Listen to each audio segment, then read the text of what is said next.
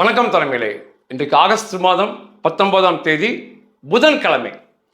சென்ற மாதம் அதாவது ஜூலை ரஷ்யாவிற்கு ஒரு பேரிடர் மாதமாக இந்த சண்டை காலத்தில் அமைஞ்சிருக்கு. ஜூலை மாதம் மட்டும் 42,860 ரஷ்ய இராணுவ வீரர்கள் போரில் கொல்லப்பட்டிருக்காங்க. 450 சதுர கிலோமீட்டர் பகுதியை ரஷ்யா இழந்திருக்கு. ரஷ்யாக்குள்ள இலக்கில் ரஷ்யா பிடித்த உக்ரைன் பகுதிகளை ரஷ்யா படிப்படியாக இழந்து வருது, பின்னுக்கு தள்ளிட்டே வராங்க. உக்ரைன் இராணுவ மாவீரர்கள் ட்ரோன்கள் தாக்குதலை சமாளிக்க முடியாம பிடித்த பகுதி மெதுவாக ரஷ்யா பின்வாங்குது. இது மிகப்பெரிய படுதோல்வி என்று பார்க்கப்படுது. அநேகர் கமெண்ட்ல சொல்றீங்க, ரஷ்யா நமக்கு நட்புறவு நாடுதான். ரஷ்யா மிகவும் நட்புறவு நாடு, போரில் தகுந்த நேரத்தில் ஆயுதங்கள் கொடுத்த நாடு, போரில் தோல் கொடுத்த நாடு.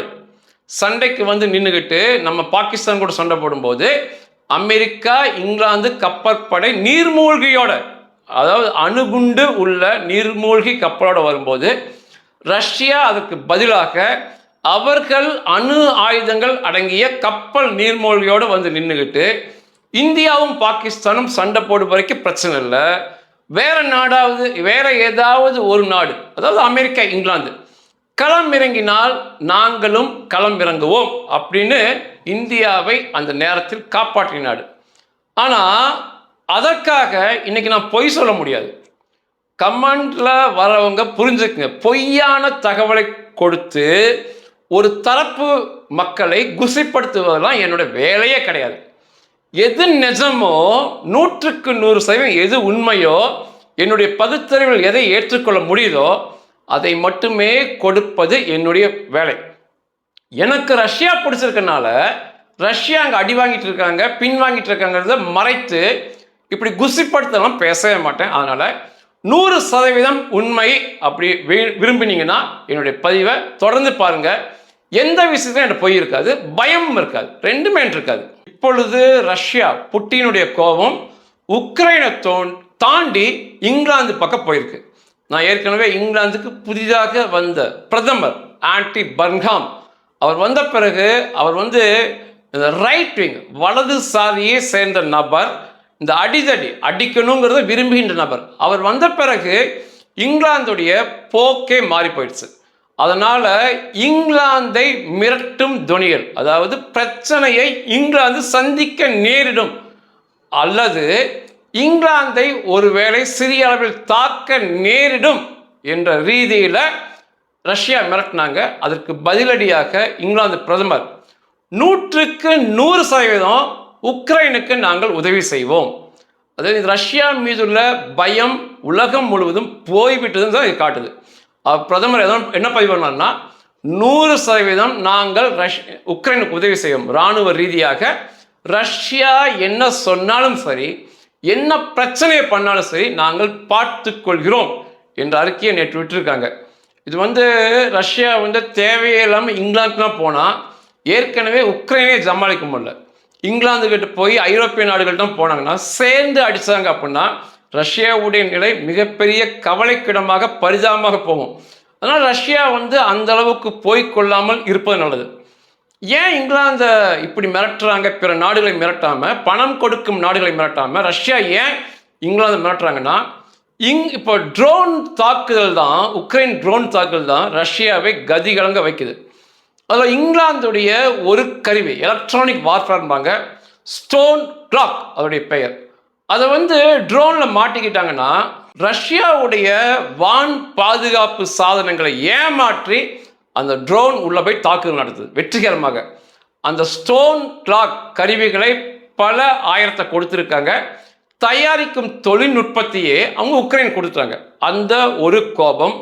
இரண்டாவது, ட்ரோன்களை செய்து உக்ரைன் கொடுக்குறாங்க இங்கிலாந்துலேருந்து. இரண்டாவது, மூன்றாவது, மிசைல் நீண்ட தூரம் செல்லக்கூடிய ஸ்ட்ரோம் ஷேடோ என்ற ஒரு ஏவுகணையை இங்கிலாந்து உக்ரைனுக்கு வழங்கி வருது. 500 கிலோமீட்டர் செல்லும், 200 கிலோ வெடிப்பொருளை எடுத்து சென்று தீவிர தாக்குதலை நடத்தக்கூடியது. அதை இப்போ கொடுத்துட்டு இருக்காங்க. இதெல்லாம் தான் ரஷ்யாவிற்கு மிகப்பெரிய கோபம். ஆனால் தொடர்ச்சியாக கொடுப்போம், இன்னும் கொடுப்போம். இங்கிலாந்து சொல்றது அதுதான். இன்னுமே கொடுப்போம், 100% கூட நிற்போம், ரஷ்யா என்ன சொன்னாலும் சரி என்ன செய்தாலும் சரி பார்த்துக்கொள்கிறோம் அப்படின்னு இருக்காங்க இங்கிலாந்து. இது ஒரு மிகப்பெரிய விஷயமாக நேற்று பார்க்கப்பட்டது. ஒரே ஒரு ஒப்பீட்டில் ரஷ்யா ஏன் தோல்வியை நோக்கி போகுது, ரஷ்யாவுக்கு ஏன் இந்த பரிதாப நிலைன்னு சொல்லி உங்களுக்கு புரியும். இஸ்ரேல் கடந்த வாரம் ஒரு அறிக்கை விட்டிருந்தாங்க. இனிமேல் வருகின்ற காலங்களில் இஸ்ரேல் 1,00,000 ட்ரோன்களை ஒரு வருஷத்துக்கு 1,00,000 ட்ரோன்களை தயாரிக்க போகிறோம். இஸ்ரேலுக்குள்ள இந்தியாவிற்குள் வைத்து எல்லாம் சேர்த்து 1,00,000 தயாரிக்க போறோம்னு சொல்லி அறிக்கை கொடுத்துருக்காங்க. ஆனால் உக்ரைன் ஒரு வருஷத்துக்கு 1 கோடி ட்ரோன்களை தயாரித்து தாக்குதல் நடத்திட்டு இருக்காங்க. இஸ்ரேல் மாபெரும் வல்லரசுங்கிறோம் உலகத்தில், வருஷத்துக்கு 1,00,000 ட்ரோன் அப்படின்னு திட்டத்துக்குள்ள போறாங்க. இவங்க 1 கோடி ட்ரோன்களை தயாரிக்கிறாங்க, அதை 2 கோடியா மாற்ற போறாங்க உக்ரைன்ல. அப்போ எவ்வளோ பெரிய வித்தியாசம் பாருங்களேன். இப்போ ரஷ்யாவுடைய இராணுவ வீரர் ஒருவர் உக்ரைனுக்குள்ள வந்தார்னா அவரை எதிர்த்து 10 ட்ரோன் போகுது. இதுதான் கணக்கு. இன்னைக்கு ஒரு இராணுவ வீரர் வந்தால் 10 ட்ரோனை உக்ரைன் அனுப்பிடுறாங்க 20 நிமிஷத்துக்குள்ள. அதாவது 7 நிமிஷத்துலேருந்து 20 நிமிஷத்துக்குள்ள அந்த இராணுவ வீரர் கொல்லப்படுறார். ரஷ்ய இராணுவ வீரர் இருந்தாலும் சரி, நார்த் கொரியாவிலிருந்து வந்தாலும் சரி, தாலிபான்கள் வந்தாலும் சரி, அவர்களுக்கு அதுதான் கதி. இந்த ட்ரோன் தயாரிப்பு, பிரம்மாண்ட தயாரிப்பு மிகப்பெரிய வெற்றியை உக்ரைனுக்கும் மிகப்பெரிய தோல்வியை ரஷ்யாவுக்கும் தருது. அதை தாண்டி போர் தந்திரத்திலையுமே ரஷ்யா பின்தங்கி இருக்குன்னு தான் சொல்லணும். இசபுல்லா லெபனானை இஸ்ரேல் அடித்தாங்க. அப்போது இசபுல்லா கையாண்ட ஒரு ட்ரோன் ஒயரோடு சேர்ந்து வரும். அந்த ட்ரோன் அனுப்புகிறவன் ஒயரோடு சேர்த்து அனுப்புகிறான். இங்கேருந்து பார்த்துக்கிட்டே இருக்கான், அதை எதாலையும் கண்டுபிடிக்க முடியல. அதற்கான இயந்திரம் இஸ்ரேலுக்கு இல்லை.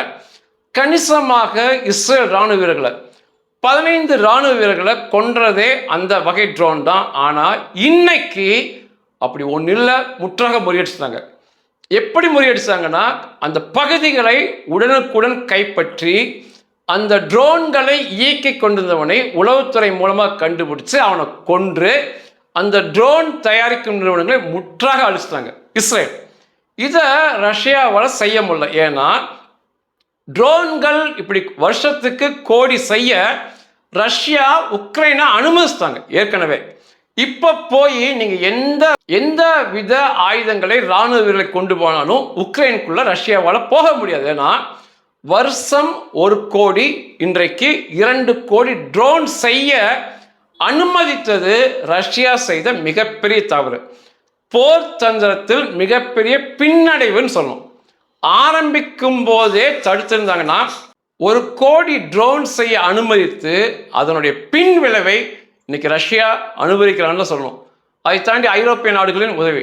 சென்ற வருடம் மட்டும் பெல்ஜியம் நாடு 13,000 கோடி ரூபாய் அந்த அளவு பணத்தை உக்ரைனுக்கு கொடுத்திருக்காங்க இந்த சண்டைக்கு நிதியுதவியாக. அதை தாண்டி இப்பொழுது உக்ரைனுடைய ட்ரோன் டெக்னாலஜி, ட்ரோன் தயாரிப்பை பெல்ஜியத்திலையும் செய்ய போறாங்க. கணிசமாக அதற்கு உக்ரைனுக்கு பணம் தராங்க. இப்படி இங்கிலாந்து, இந்த பெல்ஜியம் தாண்டிய ஐரோப்பிய நாடுகள் போட்டி போட்டு உக்ரைனுக்கு உதவுவது. ஆனால் ஒன்று, எவ்வளவு பணம் கொடுத்தாலும் சண்டை களத்தில் உக்ரைன் இராணுவ வீரர்கள், உக்ரைன் மக்கள் தான் ஈடுபடுறாங்க. நிச்சயமா அவருடைய தேசப்பற்று மெய்சிலிருக்க வைக்குது. உக்ரைனுடைய அதிபர் ஜெலன்ஸ்கி கடந்த 40 நாட்களாக ரஷ்யா மீது தாக்குதல், ஆழ ஊடுருவி சென்று தாக்குதல் நடத்த சொல்லியிருந்தார். ஜூன் 25ஆம் தேதி, ஜூன் 26 இந்த 2 நாளில் ஆரம்பிச்சாங்க. 40 நாட்கள் தொடர்ச்சியாக ரஷ்யாவுக்குள் சென்று தாக்குதல் நடத்த வேண்டும். ஏன் அப்படி இந்த முடிவெடுத்தார் ஜெலன்ஸ்கினா, இந்த அடியை தாங்க முடியாம ரஷ்யா இந்த சண்டையை நிறுத்த வேண்டும் அல்லது பேச்சுவார்த்தைக்கு இறங்கி வர வேண்டும். இந்த நோக்கில் தான் இந்த 40 நாட்கள் கடுமையான தாக்குதல் நடத்தப்பட்டது. இந்த ஆப்ரேஷனை 40 டே இன்ஃப்ளூயன்ஸ் ஆப்ரேஷன் அப்படின்னு சொல்லுவாங்க. அந்த 40 நாள் தாக்குதல் முடிஞ்சிருக்கு.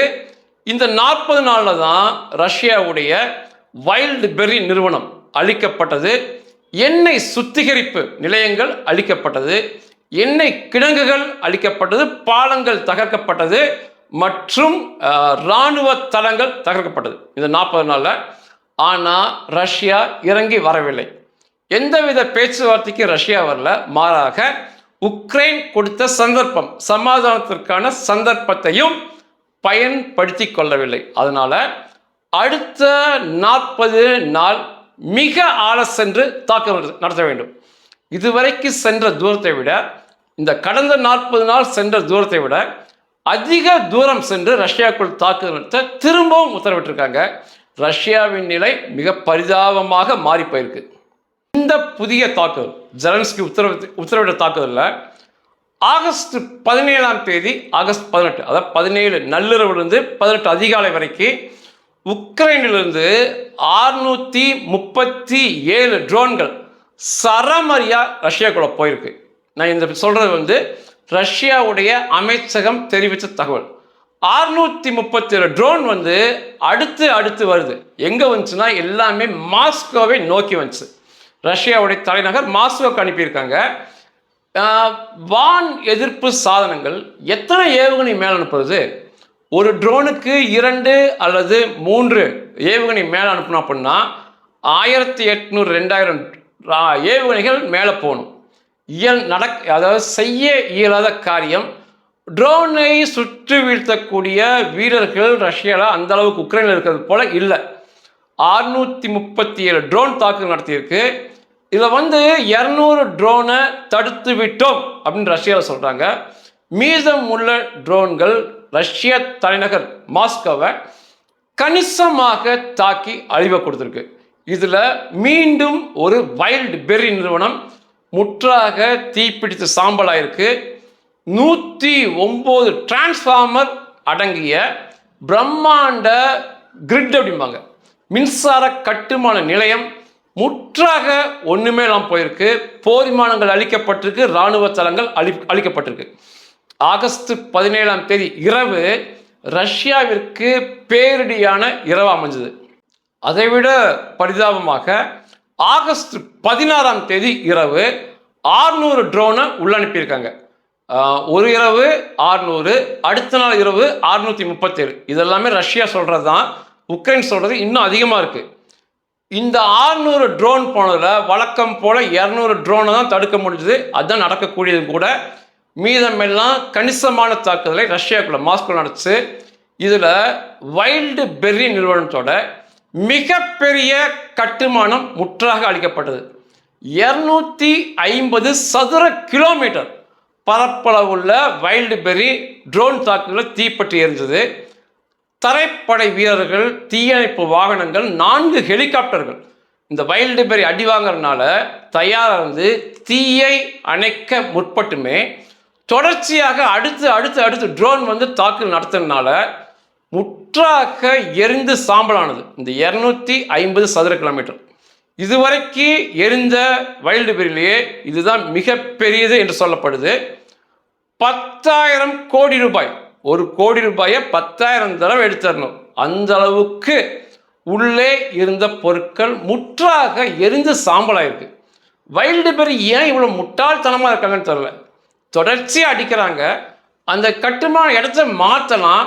இதுவரைக்கு வைல்டு பெர்ரி மேலே 22 கட்டுமானங்கள், வைல்டு பெர்ரி கொடோனு, அது நிறுவனங்கள் மேலே தாக்குதல் நடத்தப்பட்டதில் 19 நிறுவனங்கள் முற்றாக எரிந்து சாம்பலாயிருக்கு. இதில் 80,000 கோடி ரூபாய், 1 கோடி ரூபாயை 80,000 தடவை எடுத்துடணும். அந்த அளவுக்கு மதிப்புள்ள பொருட்கள் மட்டுமே எரிந்து சாம்பலாயிருக்கு.